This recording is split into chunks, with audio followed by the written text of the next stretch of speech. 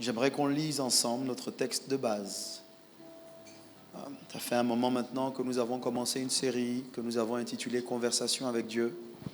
Et ça fait quelques semaines maintenant que nous sommes sur les voies de Dieu, les moyens par lesquels Dieu parle, que Dieu utilise pour nous parler. Je veux ce matin poursuivre dans cette lancée. Et les choses que je partage avec vous peuvent être considérées comme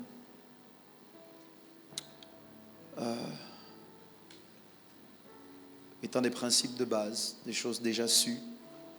Et l'apôtre Paul dit « Je ne me lasse pas de vous répéter les mêmes choses. Pour vous, c'est une sécurité. » Job 33, verset 14. Alors que tu as ta Bible devant les yeux, je vais lire, tu vas suivre. Dieu parle, cependant tantôt d'une manière, tantôt d'une autre, et l'on n'y prend point garde. Ce texte indique que Dieu parle.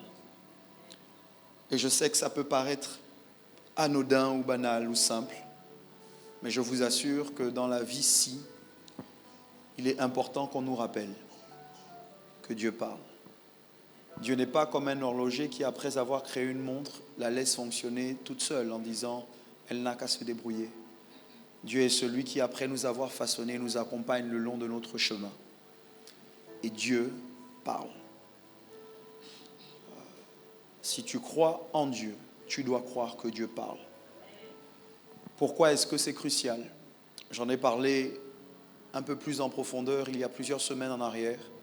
Ce matin, je ne veux pas revenir sur tout ce que j'ai dit, mais je veux insister sur le fait que nous devons croire en ce que Dieu parle encore aujourd'hui et qu'il ne s'est pas arrêté de parler lorsque la Bible a été canonisée et que Apocalypse a clos le canon de la Bible. Ça veut dire qu'au-delà des Saintes Écritures et au-delà de la parole écrite, Dieu parle. Dieu parle et Dieu veut te parler sur chacun des domaines de ta vie. Dieu n'est pas intéressé seulement par ta vie spirituelle, donc seulement par ta vie à l'église. Dieu est intéressé par ta vie dans sa globalité et dans sa spécificité. Dieu est intéressé par ta vie relationnelle. Dites Amen. Dieu est intéressé par ta vie professionnelle.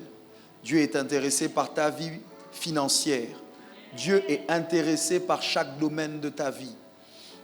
1 Thessaloniciens 5, 17 dit prier sans cesse. Si la prière est un dialogue et non un monologue, ça veut dire que si Dieu veut que tu lui parles sans cesse, il veut te parler sans cesse. Que Dieu a pour intention de te faire connaître sa volonté dans chacun des domaines de ta vie. Dis Amen. Okay. Donc tu peux prier avec assurance et tu n'es pas obligé de te dire ce sujet n'est pas spirituel. Tu n'es pas obligé de te dire ce sujet n'est pas important. Parce que si c'est important pour toi, ça l'est aussi pour Dieu. Quand ton voisin ne dit pas Amen, juste parce que tu veux le provoquer, dis Amen un peu plus fort. Voilà, tu vois. Même si tu as le sentiment que c'est quelque chose de trop simple pour Dieu, par exemple, Dieu est intéressé sur la direction que tu dois donner à tes études. Dieu est intéressé sur l'endroit géographique où tu dois vivre. Dieu a une volonté sur la personne que tu dois épouser. Dieu a une volonté sur l'environnement dans lequel tu dois travailler. Dieu veut te parler, quelles que soient les situations auxquelles tu fais face. Vous est-il arrivé d'être face à des situations et de vous dire quelle est la volonté de Dieu pour moi? Qu'est-ce que Dieu veut que je fasse comme choix? Quelle décision Dieu veut-il que je prenne? Okay? Et je vais pousser. Dieu ne veut pas vous parler seulement quand vous êtes dans le vrai. Dieu ne veut pas vous parler seulement quand vous avez bien agi. Dieu est d'accord de vous parler même quand vous êtes dans l'erreur. Dieu est d'accord de vous parler même si vous vous trompez. Dieu est d'accord de vous parler même si vous n'êtes pas saint. Là, tu as manqué une opportunité de dire Amen. Voilà. Pourquoi c'est important? Parce que vous vivez dans un monde, vous tissez des relations où parfois les gens ne vous parlent que lorsque vous êtes en accord avec eux. Parfois, les gens ne vous parlent que lorsque vous pensez comme eux. Mais Dieu n'est pas influencé, Dieu n'est pas intimidé par ta logique, par ta capacité à penser ou par ta volonté. Jésus fait cette prière. Alors qu'il est à Gethsémane et sur le chemin de la croix, Jésus dit, Père, s'il est possible que cette coupe s'éloigne de moi, toutefois, pas ma volonté, mais la tienne. Jésus, qui est le Fils de Dieu et qui est Dieu, indique qu'il est possible d'être vraiment le Fils de Dieu et d'avoir une volonté contraire à celle de Dieu. Donc ça ne veut pas dire que parce que tu es fils de Dieu, tu vas toujours penser comme Dieu. Parce que tu es fille de Dieu, tu vas toujours vouloir ce que Dieu veut. Je veux déculpabiliser quelqu'un du fait que parfois, tu ne veux pas ce que Dieu veut. Ça ne remet pas en cause ton identité ou ta relation avec Dieu. Ça veut juste dire que tu dois déterminer laquelle des deux volontés va primer sur l'autre. Et donc à ce moment, comme Jésus, tu dois dire, Père, pas ma volonté, mais la tienne. J'ai une volonté, j'ai des désirs, j'ai une envie, je veux quelque chose, mais je te demande, s'il te plaît, de ne pas accomplir ce que je veux, mais d'accomplir ce que toi tu veux. Est-ce que vous m'entendez? Ça veut dire qu'il faut, dans ta façon de parler avec Dieu ou de converser avec Dieu, qu'à un moment tu arrives à dire, Seigneur, si on n'arrive pas à se mettre d'accord, que ta volonté prime sur la mienne. Seigneur, si je n'arrive pas à vouloir ce que tu veux, que ta volonté prime sur ce que je veux. Alors que tu es assis, dis, Seigneur, dans tous les domaines de ma vie, pas ma volonté, mais la tienne. Seigneur, dans chacun des choix que je dois faire, pas ma volonté, mais la tienne. Seigneur, dans chacune des décisions que je dois prendre, pas ma volonté, mais la tienne. Amen.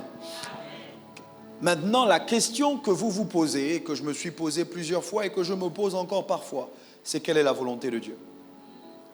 Parce que déjà, j'ouvre la parenthèse pour dire que certains d'entre nous, nous ne savons pas vraiment ce que nous voulons. Donc ça veut dire que même quand tu pries pour que Dieu te donne ce que tu veux, la vérité, c'est que parfois tu ne sais pas ce que tu veux. Okay? Parce que ce que tu veux, parfois, ce n'est pas vraiment ce que tu veux. Okay? Ce que tu veux, parfois, est influencé par tes émotions. Donc à ce moment, sous l'effet de la colère, tu vas dire « je veux ça », mais quand la colère est passée, tu ne veux plus ce que tu voulais quand tu étais en colère. Je parle aux gens qui se mettent parfois en colère. Okay? Parfois, sous l'effet de la tristesse, tu vas dire « je veux ça » ou « je ne veux plus ça ». Mais quand la tristesse est passée, finalement, tu te rends compte que tu as parlé trop vite. Est-ce qu'il y a des gens émotionnels dans la salle? Des gens qui parfois parlent sous l'effet des émotions et disent qu'ils veulent ou qu'ils ne veulent pas une chose, alors que c'est simplement leurs émotions qui vocalisent, qu'ils verbalisent. La parenthèse étant ouverte, je veux dire à quelqu'un ce matin que l'une des choses qui nous embrouille dans notre relation avec Dieu et dans notre conversation avec Dieu, c'est que parfois, alors que nous prions, ce que nous disons à Dieu, en réalité, c'est Seigneur, donne-moi ce que je veux. Mais nous devons apprendre à faire confiance que Dieu doit nous donner ce que nous... Comment je vais vous dire ça? Ce dont nous avons besoin. Pas seulement ce que nous voulons. Okay. Et Dieu sait mieux que toi ce dont tu as besoin. Seigneur, je le veux lui. Ce n'est pas lui dont tu as besoin. Seigneur, je veux ce boulot. Ce n'est pas de ce boulot dont tu as besoin. Seigneur, si vraiment je suis ton enfant, donne-moi ça. Et puis comme Dieu ne cède pas au chantage, ni au caprice, il ne te donne pas et tu boudes. Ça ne sert à rien de prier. De toutes les façons, Dieu ne répond pas aux prières. D'abord, il ne parle même pas. Ça, c'est la tristesse, la frustration, la déception qui te font parler comme ça. Dieu parle. Ce matin, je veux vous aider, nous aider à identifier l'un des moyens par lesquels Dieu parle et nous aider à identifier dans ce moyen certains symboles, certains éléments qui nous permettront de reconnaître ce que Dieu dit. J'ai découvert que c'est possible d'entendre une voix sans comprendre ce que la voix nous dit. C'est possible d'entendre un son sans distinguer les mots.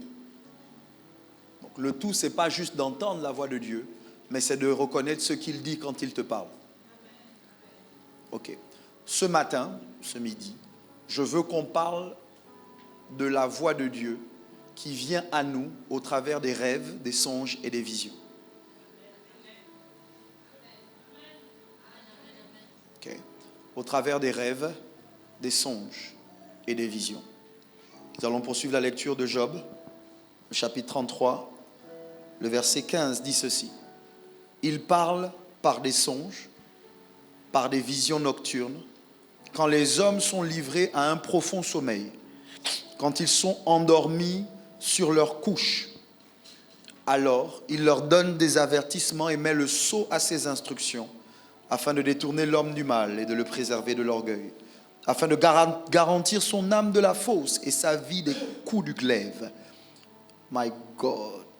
Par la douleur aussi, l'homme est repris sur sa couche, quand une lutte continue vient agiter ses os.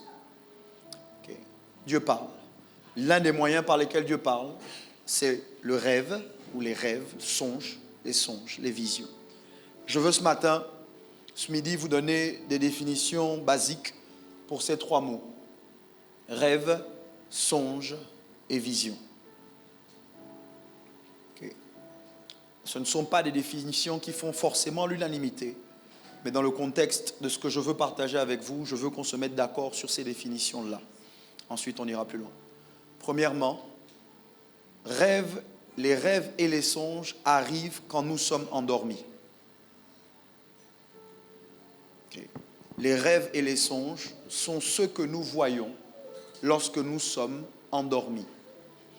Dans le livre de Job, il est dit, il parle par des songes, quand les hommes, par des visions nocturnes, quand les hommes sont livrés à un profond sommeil. Plusieurs textes font référence aux songes. Je vous donne des références. Je vais en lire quelques-uns, mais vous prenez note. Genèse 23. Alors Dieu apparut en songe à Abimélec pendant la nuit et lui dit, « Voici, tu vas mourir à cause de la femme que tu as enlevée, car elle a un mari. » C'est le genre de songe que tu ne veux pas avoir. Genèse 31, 11. Et l'ange de Dieu me dit en songe, Jacob. Je répondis, me voici. Genèse 31, 24, j'ai sauté l'autre verset. Mais Dieu apparut la nuit en songe à Laban, l'araméen, et lui dit, garde-toi de parler à Jacob, ni en bien, ni en mal. Est-ce que ça va? Genèse 37, 5. Joseph eut un songe et le raconta à ses frères qui le haïrent encore davantage. Plusieurs versets dont on peut parler. Je reviendrai sur certains. La première chose que je veux vous noter au sujet des rêves, c'est que les rêves, je vais vous lire ça tel que c'est écrit dans mes notes, pour éviter.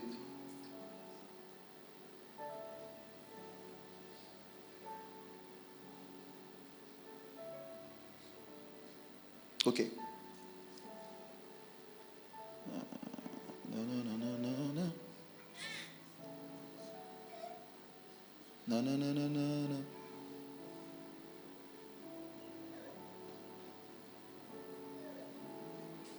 Ok. Lorsqu'on parle de rêve, on parle d'images ou même de situations que tu vis dans ton sommeil, mais qui ne transportent pas forcément un message divin. Par exemple, tu as suivi un film d'action. Puis dans le film d'action, je ne sais pas quel film vous aimez suivre. Non, je vais prendre un film que vous aimez. Tu as suivi une comédie, romantique. Voilà, on va faire même ça. Tu as suivi une comédie romantique. Et puis dans la comédie romantique, à la fin du film, ils vécurent heureux et eurent beaucoup d'enfants. Toi, dans ton rêve, tu dors et tu rêves de quelqu'un que tu convoites et tu te vois, toi maintenant, vivre la fin du film. Ils vécurent heureux et eurent beaucoup d'enfants. Quand tu te réveilles le matin Tu dis, Dieu m'a parlé. Okay. Il y a de très fortes chances que ce ne soit pas Dieu.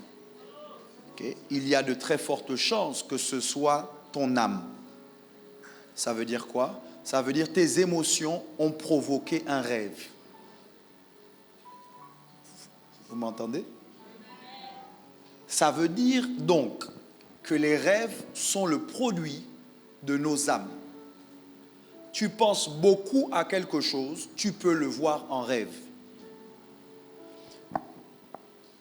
La continuité de ta réflexion peut se poursuivre quand tu t'endors.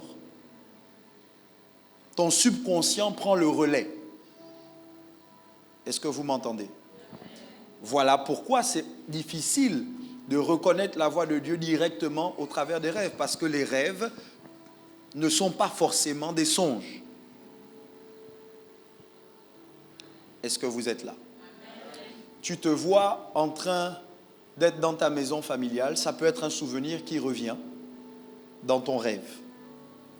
Un songe est, je vais utiliser le même mot, un songe est un rêve, si je puis dire, avec un message divin, avec des instructions divines. Ça veut dire qu'en réalité, ce n'est plus ton âme qui te parle, c'est Dieu qui te parle. Êtes-vous là? Ok. Quand je dis Dieu qui te parle,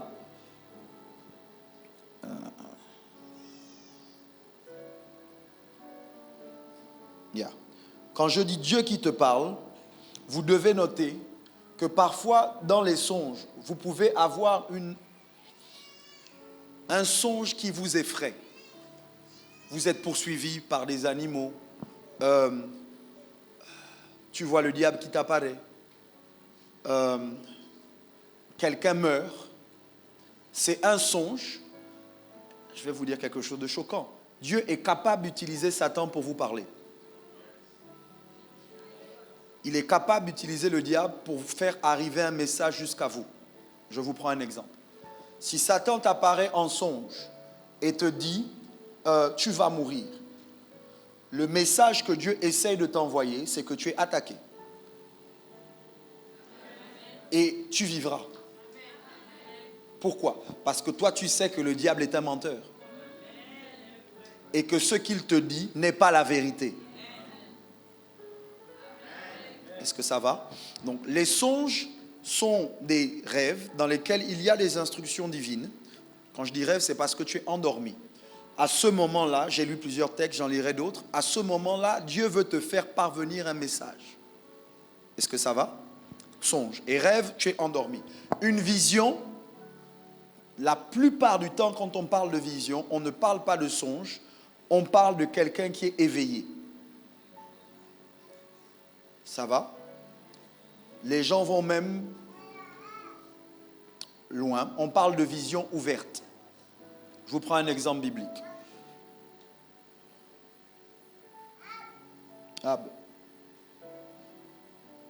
Actes.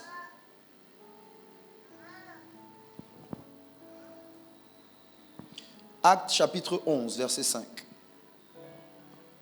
C'est bien que vous le voyez pour vous-même. Donc quand je prends le temps de vous donner les versets, c'est pas pour faire joli. C'est pour que vous preniez les notes et que vous puissiez les relire après chez vous à la maison et que votre foi soit fondée sur la parole de Dieu. Est-ce que ça va? Acte 11, 5, si vous y êtes, dites Amen. Amen. Si tu mens à l'église, c'est pas bien parce que tu n'as pas la Bible devant toi, mais tu as crié Amen. Je ne sais pas pourquoi tu as fait ça. Ok? Acte 11, 5, si vous y êtes, dites Amen. Si tu n'y es pas, dis attendez. Voilà. Bon, mais il faut que tu cherches aussi. Acte 11, 5. Est-ce que vous y êtes maintenant? Je lis. J'étais dans la ville de Joppé et pendant que je priais, je tombais en extase et j'eus une vision. Un objet semblable à une grande nappe attachée par les quatre coins descendait du ciel et vint jusqu'à moi. Okay. Écoutez-moi bien. Il y a un type de vision. Lorsque vous les avez, vous n'êtes pas endormi, vous êtes éveillé. Sauf que ce que vous voyez avec vos yeux ouverts, vous le voyez dans l'esprit. Ça veut dire que ce n'est pas quelque chose de physique comme ça. Quelqu'un d'autre ne voit rien. Tu n'es pas endormi, mais tu vois avec tes yeux ouverts quelque chose que tu peux décrire, quelque chose que tu vois clairement, sauf que toutes les personnes autour de toi ne le voient pas. C'est une vision ouverte, mais c'est une vision spirituelle. Est-ce que vous êtes là? Il y a l'autre type de vision où ce que tu vois, tout le monde le voit et tu peux le toucher. Exode raconte que Moïse se retrouve en train de paître les troupeaux, le troupeau de son beau-père Jéthro, et alors qu'il est en train de paître le troupeau, il voit un buisson qui brûle sans se consumer. Vous m'entendez? Okay. Paul est sur le chemin de Damas. Alors qu'il est sur le chemin de Damas, la vision qui apparaît devant ses yeux, c'est qu'il voit une lumière, tout le monde voit la lumière, mais tout le monde n'entend pas la voix. Acte 9. Qu'est-ce qui se passe? C'est un peu comme si tout de suite, Jésus apparaît dans la salle. Toi, tu le vois, mais ton voisin ne le voit pas. Pourquoi? Parce qu'à ce moment-là, Jésus n'apparaît pas pour nous, il apparaît pour toi. Et puis, une vision où tout le monde, on voit la même chose, c'est parce que là, il y a l'ange. La Bible raconte, par exemple, dans le livre de Luc, je crois le chapitre... Non, dans le livre de Jean, je crois le chapitre 4 ou 5, qui parle de la piscine de Bethesda. Yes, Lord, I heard you. L'ange descendait, remuait les eaux, et la Bible dit quand les eaux étaient remuées, la première personne qui sautait était guérie. Est-ce que vous voyez? Comment il savait que l'ange remuait les eaux? Deux possibilités. Soit il voyait l'effet des eaux être remuées, les eaux qui bougeaient, ou soit il voyait l'ange qui descendait, qui remuait les eaux. Et quand les eaux étaient remuées, la première personne qui sautait était guérie. Est-ce que ça va? Beaucoup d'entre nous, nous voulons avoir des visions ouvertes. C'est ce que j'ai demandé à Dieu depuis que je suis chrétien. Jusqu'à présent, ça ne l'intéresse pas. Mais nous voulons avoir des visions ouvertes. Je voudrais voir Jésus comme je vous vois. Jusqu'à présent, Jésus ne veut pas m'apparaître comme ça. Okay? Écoutez maintenant ce que je vais dire. Je veux vous dire donc que Dieu ne nous parle pas comme on veut. Dieu nous parle comme on en a besoin. Est-ce que vous m'entendez? Oui, tu peux demander à Dieu, parle-moi de telle ou telle manière, et Dieu peut te faire grâce. Mais tu vas te rendre compte que Dieu te parlera comme tu en as besoin. Toi, tu peux dire, si je vois Jésus Tché, je change. Si je le vois comme je te vois, c'est fini, ma vie change. Et puis Dieu décide de ne pas t'apparaître de la sorte. Il décide de se révéler à toi par les textes. Et toi, tu considères que ce n'est pas suffisant, mais en réalité, ce que Dieu est en train de bâtir, c'est ta foi dans sa parole écrite, pas dans les visions. Est-ce que vous êtes là? D'accord. J'ai dit rêve, songe, vision. Je fais une différence entre les rêves et les songes. Encore une fois, j'insiste en disant que les songes sont des rêves qui transportent des messages divins. Est-ce que ça va? Ok, comment reconnaître les songes des rêves? L'une des premières choses que je veux vous dire et qui est importante au sujet d'un songe, c'est que le songe paraît tellement vrai qu'il vous laisse une impression. Le songe paraît tellement vrai qu'il vous laisse une impression. Vous vivez quelque chose dans votre sommeil, mais quand vous vous réveillez, vous avez vraiment le sentiment de l'avoir vécu. Ça va? Quand tu rêves, par exemple, de Schwarzenegger, si tu rêves d'un acteur ou d'une actrice, okay, toi-même, tu sais que quand tu te lèves, tu dis non, c'est un rêve. Mais un songe transporte des émotions. Ça veut dire qu'en réalité, tu te réveilles avec la peur que tu avais dans le songe. Tu te réveilles avec la joie que tu avais dans le songe. Tu te réveilles avec la conviction, l'assurance que tu avais dans le songe. Certains d'entre vous, vous voyez par exemple en train d'être devant une foule, et avec un micro ou en chantant ou prêchant. Quand vous vous voyez dans le songe, c'est tellement réel que quand vous vous réveillez, même si vous ne voulez pas croire, vous savez quand même qu'il y a quelque chose en vous qui dit c'est toi, c'est ce à quoi je t'appelle. Okay? Mais c'est difficile. Vous voyez un songe par exemple où et je vais vous parler de ça tout à l'heure dans les symboles, mais vous perdez vos dents.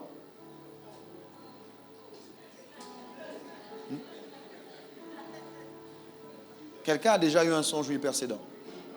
Pas toutes ses dents, mais tes dents tombent. Merci. Ok? Bon, vous comprenez pas parce que vous dites oh. Okay. Mais l'effroi, moi j'ai déjà eu, l'effroi qu'on a quand on se réveille, parce que personne ne veut perdre ses dents, surtout les dents du devant, personne. C'est-à-dire que tu as peur, toi, ah Dieu, tu as peur, tu flippes. Je me suis réveillé le matin, je suis allé au miroir direct d'abord, j'ai vérifié que tout était en place. Je me suis dit, maillon de busy in a bray, c'est quoi ça? Mais c'est tellement réel que ça laisse une impression. Je me réveille, mon cœur bat. Certains d'entre vous, vous vivez des songes, mais vous ne vous en rappelez pas. Sauf qu'il y a des émotions, il y a quelque chose que vous portez et vous dites, j'ai l'impression d'avoir vécu quelque chose la nuit. J'ai l'impression d'avoir vu quelque chose, mais je ne m'en souviens pas. On va prier pour ça tout à l'heure, dans le temps qui nous est imparti. En anglais, on parle de dream snatcher.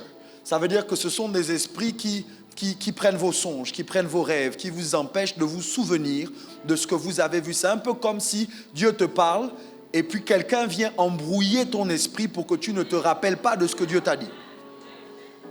Il y a un texte comme ça dans les Saintes Écritures. Je crois que c'est Nebuchadnezzar qui fait un songe, qui l'oublie. Et puis qui dit, je sais que j'ai fait un songe. Okay? Et il appelle ses devins.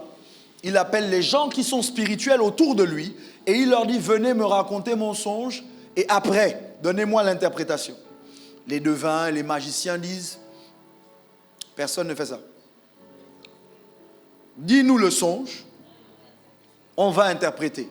Nebuchadnezzar dit, ce sera trop facile. Pour être sûr que vous pouvez interpréter, dites-moi mon songe.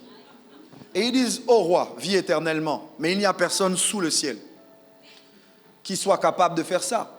Et alors qu'ils étaient prêts, le roi était prêt à tuer tous les devins et tous les sages, tous les astrologues. La Bible dit que Daniel, qui faisait partie de ce groupe-là et dont la vie a été menacée, s'est demandé pourquoi on veut le tuer. On lui a dit parce que le roi a fait un songe et il ne s'en souvient pas. Et il demande qu'on lui rappelle le songe et qu'on lui en donne l'interprétation. Il dit, ok, moi je peux.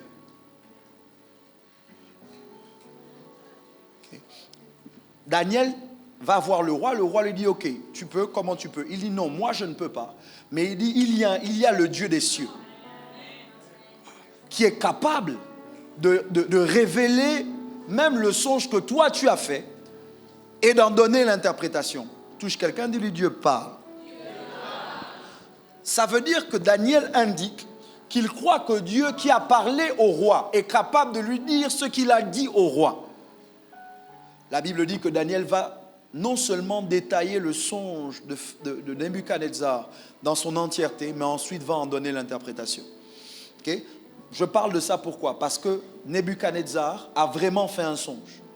Dieu lui a vraiment parlé. Et là, j'ouvre la parenthèse. Le songe est un moyen par lequel Dieu parle même aux païens.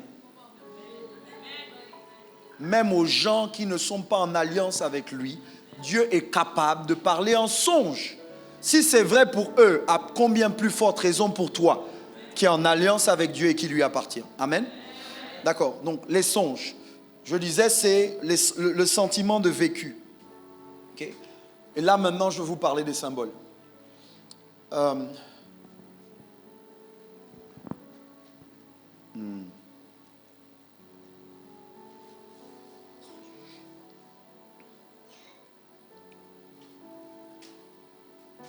Ok.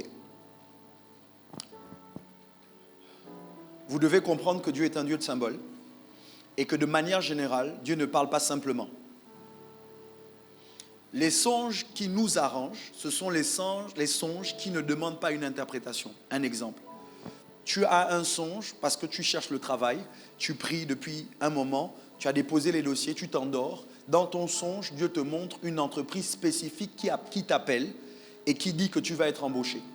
Si ce songe est une prophétie et que c'est simple, à ce moment, c'est l'entreprise que tu as vue dans ton songe qui va t'appeler et ça va se passer comme tu as vu.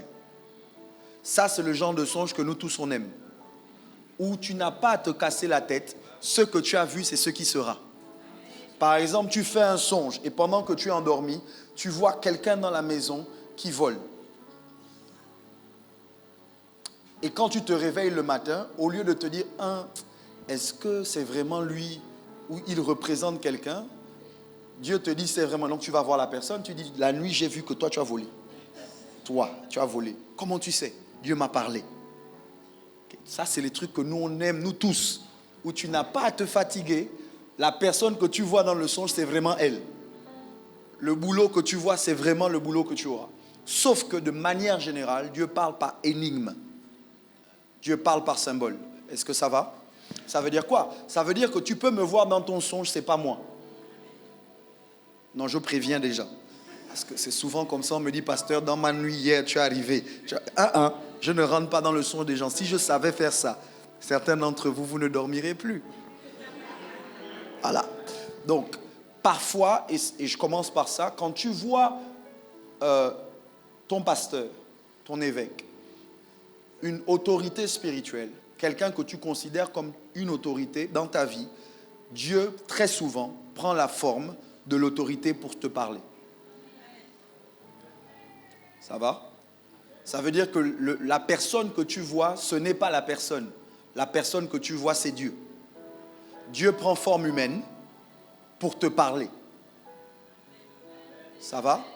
Parfois, ça peut ne pas être une autorité spirituelle, mais une autorité dans ta vie. Ton père, ta mère, quelqu'un à qui tu accordes du crédit, quelqu'un sur qui tu as un regard, un bon regard, quelqu'un que tu considères comme vraiment t'aimant, une sécurité, une protection. Est-ce que vous voyez? Est-ce que vous voyez? Parfois, ça peut être ton mari, si tu es marié. Ok, donc, le symbole de l'autorité. Dieu utilise quelqu'un pour te parler. Parfois, ça peut être le président. Le président qui vient te dire, j'ai vu ce que tu fais, tu auras ceci. Ton contrat va marcher, je vais le signer. Toi, tu te dis que, je vais rencontrer le président de la République et on va signer un contrat. Les années passent, tu ne le rencontres pas. Ok? C'est Dieu qui te parlait pour te dire, j'ai déjà pris ton dossier en main, fais-moi confiance. Est-ce que vous comprenez? D'accord, donc le symbole de l'autorité. L'autre chose, un autre des symboles, l'une des choses que vous connaissez et qui est importante dans vos songes, c'est manger. Okay. Dans notre culture, manger, ce n'est pas bien. Dans les rêves. Toi-même, tu sais que tu n'as... comment je vais vous dire ça? C'est-à-dire, est-ce que vous avez... Pas, je vais dire est-ce que vous avez déjà fait des songes où vous êtes dans un environnement et puis on vous demande de venir manger, mais dans le songe, toi-même, tu sais que tu ne dois pas manger. Et quand tu vas à table, bizarrement, tu vois sous la table un serpent, tu vois des trucs compliqués, et puis au moment où tu veux mettre la nourriture à la bouche, tu te réveilles. Okay? Dans notre culture, et c'est lié aussi à la culture, vous devez comprendre que les symboles sont liés à la culture. Parce que chez nous, manger peut être vu comme quelque chose de négatif, mais ce n'est pas vrai dans toutes les cultures. Dans certaines cultures, manger signifie la fête. Donc toi, tu vas vouloir interpréter le songe de l'autre sur la base de ta culture. Et tu vas lui dire, on veut t'initier. Là, on veut t'initier à la sorcellerie. Ce n'est pas vrai. Ce n'est pas toujours vrai. C'est souvent vrai, mais ce n'est pas toujours vrai.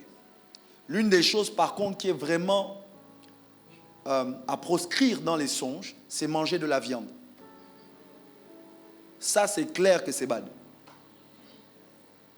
Que toi-même, tu manges, tu as le goût, tu dis, oh non, le filet de bœuf là est bon. Très souvent, c'est bad. J'ai fait un songe une fois, il y a quelques années, plusieurs années en arrière, actuellement, où je me suis réveillé, dans mon songe, j'avais les, comment on appelle ça? Ouais, mais c'est pas de canine, je ne suis pas un animal, les incisives, c'est ça, non? Voilà, les incisives qui étaient comme des crocs, comme des canines, comme Dracula. Ok? Et dans le songe, j'avais de la viande séchée entre les dents. Donc ça veut dire que dans le songe, j'avais déjà mangé. Le pire vampire. J'avais déjà mangé et la viande entre mes dents, la chair était sèche. Okay? Donc moi, quand je me vois dans le songe, c'est mon visage que je vois et cette partie de mon corps. Et je vois donc, j'ai des incisives, j'ai des crocs, j'ai des canines, des incisives comme les canines et tout. Et je pleure dans le songe. Je pleure. Je dis, oh Dieu, j'étais chrétien déjà, je crois que j'avais 2 ans de conversion. Et je pleure de toutes mes forces, Seigneur, on veut m'initier. Non, pas on veut, on m'a initié, Seigneur. Oh. Non, je suis foutu, je suis mort. Seigneur, bad. Seigneur, pourquoi tu as permis? Donc je suis en train de pleurer. Et pendant que je pleure, j'entends une voix qui vient du sommet. Donc je ne vois pas la personne qui parle, j'entends juste la voix et qui me dit, Michel, arrête de pleurer, arrête de te plaindre, prends autorité. Et donc dans le songe, je me mets à prier et à dire, parce que là je comprends que ce n'est pas Dieu mon problème, que c'est le diable. Donc je prends autorité et je dis, Satan, oh, je ne t'appartiens pas. Ça là, il faut enlever ce... Hey, je ne suis pas un sorcier, je ne mange pas les autres. Okay? Et donc plus je prie, plus mes dents redeviennent normales, donc à taille égale, et la viande disparaît et mes dents redeviennent blanches. Plus blanc que Colgate, la pub et tout, genre, mes dents blanches. Et je me réveille. Quand je me réveille, le songe me dit quoi? Plusieurs choses, mais l'une des choses claires que j'ai retenues jusqu'à ce jour, c'est que ce n'est pas Dieu mon problème. Quand je suis face à une situation où je suis attaqué, au lieu de me plaindre, je dois prendre autorité. Est-ce que vous comprenez? Donc, le songe a pour objectif de vous transmettre un message. Pensez au songe comme une parabole, avec des symboles, mais avec un message à la fin. Parfois, écoutez-moi bien, dans le songe, ce n'est pas chaque élément qui est un message. Okay? Ça veut dire quoi? Si tu te vois monter dans la voiture, arriver à tel carrefour, ensuite rentrer dans un bâtiment, il ne faut pas que tu te dises que la voiture veut dire quoi? La route qu'on a prise veut dire quoi? Le bâtiment veut dire quoi? Parfois, ce n'est pas ça. Le symbole, c'est l'action qui va se produire. Il y a un message que Dieu veut te donner. Est-ce que vous m'entendez?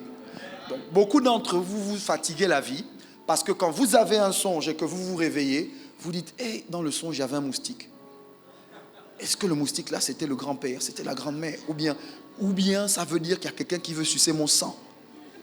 Okay? Parfois, chaque élément n'est pas un message. Est-ce que vous m'entendez? Je vous prends un exemple d'un songe que vous connaissez qui est dans les Saintes Écritures. Et à cause du temps, je ne vais plus aux références. Pharaon, en Égypte, a un songe. Ce qu'il voit, c'est 7 vaches, yes Lord I heard you, 7 vaches grasses qui sortent du Nil en premier. Ensuite, 7 vaches maigres qui sortent du Nil. Et les 7 vaches maigres avalent les 7 vaches grasses. Il se réveille, il se rendort. Et quand il se rendort, il voit 7 épis de blé en bonne santé qui viennent, et plus tard 7 épis de blé maigres qui déciment, qui avalent les 7 épis de blé en bonne santé. Et il est troublé par son songe. Personne n'arrive à interpréter le songe. Finalement, on fait sortir Joseph de prison. Joseph dit à Pharaon, Pharaon, ce que tu as vu, écoutez-moi s'il vous plaît. Il dit les 2 songes, c'est la même chose. Ça veut dire quoi? Ça veut dire que tu peux faire plusieurs songes et tous les songes te disent la même chose. Au lieu de penser que chaque songe est un message, parfois, pour mettre l'accent sur ce qu'il dit, Dieu te donne 2, 3, 4, 5 songes. Pharaon, Joseph dit à Pharaon, ce que tu as vu, c'est la même chose. Il dit, il y aura 7 années d'abondance suivies par 7 années de famine. Mais les 7 années de famine vont être tellement graves qu'on oubliera les 7 années d'abondance. Ça veut dire, suivez-moi. Ça veut dire qu'en réalité, Joseph est en train de dire que les vaches grasses, c'était les épis de blé en bonne santé. Les vaches maigres, c'était les épis de blé en mauvaise santé. Et il dit, en réalité, ça là, c'est la même chose. Les 7 vaches grasses et les 7 épis de blé en bonne santé, c'est 7 années d'abondance. Donc là, l'une des choses que vous devez noter, c'est que la numérologie est importante dans les songes. Les chiffres. Je n'ai pas le temps d'aller là-bas, mais je vais vous prendre un exemple. 7, c'est le chiffre de la perfection. 6, c'est le chiffre de l'homme. 5, c'est le chiffre de la grâce. Ça va? 2, c'est le chiffre de l'alliance. 1, unité. Ça va? 3, résurrection. Ceux qui étaient morts va vivre. 3 jours plus tard. Dans 3 mois. 3 semaines. 3 ans. Est-ce que ça va? Est-ce que ça va? Il y a d'autres chiffres. Donc, c'est important donc que tout ça, vous l'appreniez ou vous le connaissiez. D'autres symboles, les eaux.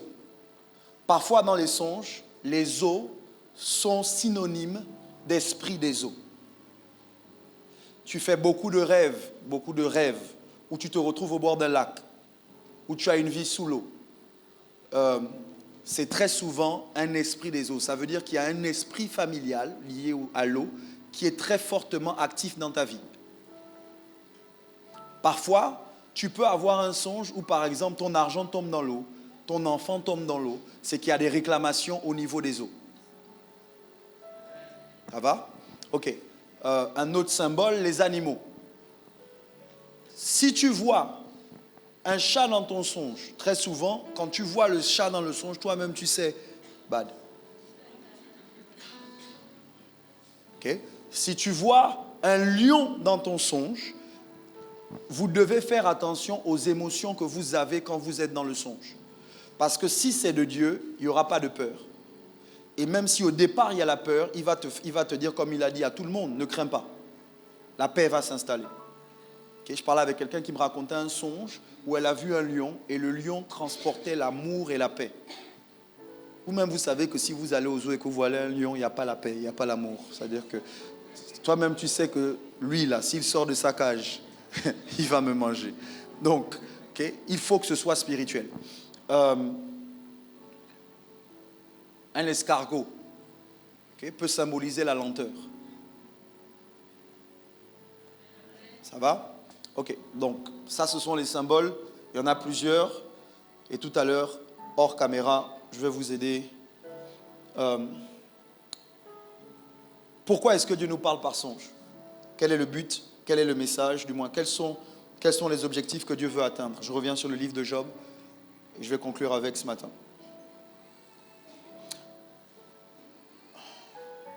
Le verset 16 de Job 33 dit ceci. Alors il leur donne des avertissements et met le sceau à ses instructions, afin de détourner l'homme du mal et de le préserver de l'orgueil. Verset 18, afin de garantir son âme de la fausse et sa vie des coups de glaive. Voilà ce que vous devez noter. Quel que soit le songe que vous avez, si c'est Dieu qui vous parle en songe, il veut soit vous interpeller. Interpeller, ça veut dire quoi? Vous dire attention. Il veut emmener à votre... il veut vous faire connaître quelque chose que vous ne voyez pas dans le monde visible. Vous devez réaliser que le songe, ce n'est pas juste un rêve, donc une fabrication de votre âme. Le songe, c'est la réalité spirituelle. Par exemple, quelqu'un qui fait un songe, est-ce que j'ai une parole de connaissance? Ok, quelqu'un qui fait un songe dans lequel il est manchot, son bras est paralysé, il n'arrive pas à bouger un de ses bras. Dans la vraie vie, il n'est pas paralysé.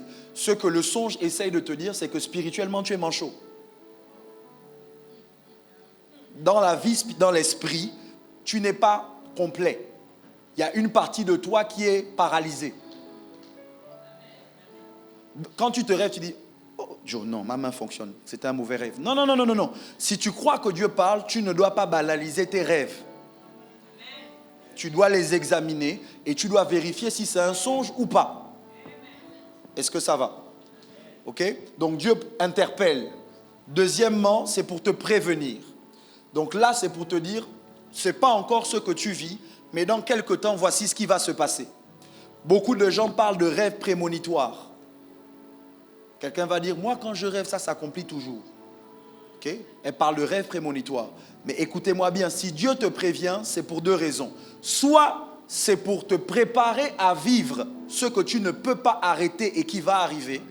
Soit c'est pour que tu contrecarres ce qui va arriver.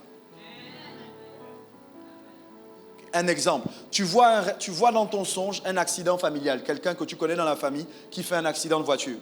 Quand tu te réveilles, la première réaction, ce n'est pas de l'appeler. Tu te dis, oh, j'ai fait un rêve. Tu es morto. Bad. Oh, non. La première personne à qui tu dois parler quand tu fais un rêve, c'est Dieu. Ne te précipite pas à aller dire à l'autre ce que tu as vu, parce que parfois quand tu parles, tu crées. Tu emmènes à l'existence ce que tu as vu. Donc, la première réaction quand tu as un songe négatif ou un rêve négatif, c'est de contrecarrer. Est-ce que quelqu'un m'entend ce midi? Okay. Tu fais un rêve, je prends les dents. Le symbole des dents, je n'ai pas dit ça tout à l'heure, mais si vous avez un rêve où vos dents tombent, ou une dent tombe, ça veut dire qu'il y a quelqu'un dans la famille qui va mourir. Okay. Cette partie-là, c'est la famille. Okay. Donc, si dans votre songe, vous voyez les dents tomber, vous allez perdre vos dents, c'est qu'il y a un esprit de mort qui rôde et il y a quelqu'un qui va mourir physiquement. Est-ce que vous m'entendez? Donc, à ce moment, tu te lèves pas en disant « Oh, j'ai toutes mes dents, gloire à Dieu ». Non, tu te lèves et tu attaques l'esprit de mort. Tu fais un songe où quelqu'un qui est déjà mort vient te parler. Au lieu de dire « Hé, mon parrain est venu me visiter ». Non, tu prends autorité parce que normalement, écoutez-moi, Dieu n'utilise pas les morts pour parler aux vivants. Donc quand un mort te parle, c'est pas bon. De base, c'est pas bon. Okay. Ça ne veut pas dire que Dieu n'est pas capable, mais Dieu n'aime pas utiliser les morts pour parler aux vivants. Si vous ne me croyez pas, lisez la parabole de l'homme riche, où Jésus, l'homme riche et Lazare, où l'homme riche dit à Abraham, « Ah, je suis ici, mais mes frères sont là-bas. Yako, envoie Lazare pour aller dire à mes frères qu'il ne faut pas qu'ils me suivent. » Abraham dit, ils ont Moïse et les prophètes là-bas, ils n'ont qu'à les écouter. S'ils n'écoutent pas les gens vivants là-bas, ils n'écouteront pas un mort qui revient à la vie. Ça va? D'accord.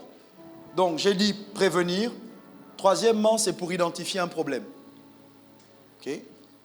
Toi, tu penses que tu vas bien et puis dans ton songe, tu te vois en train de pleurer.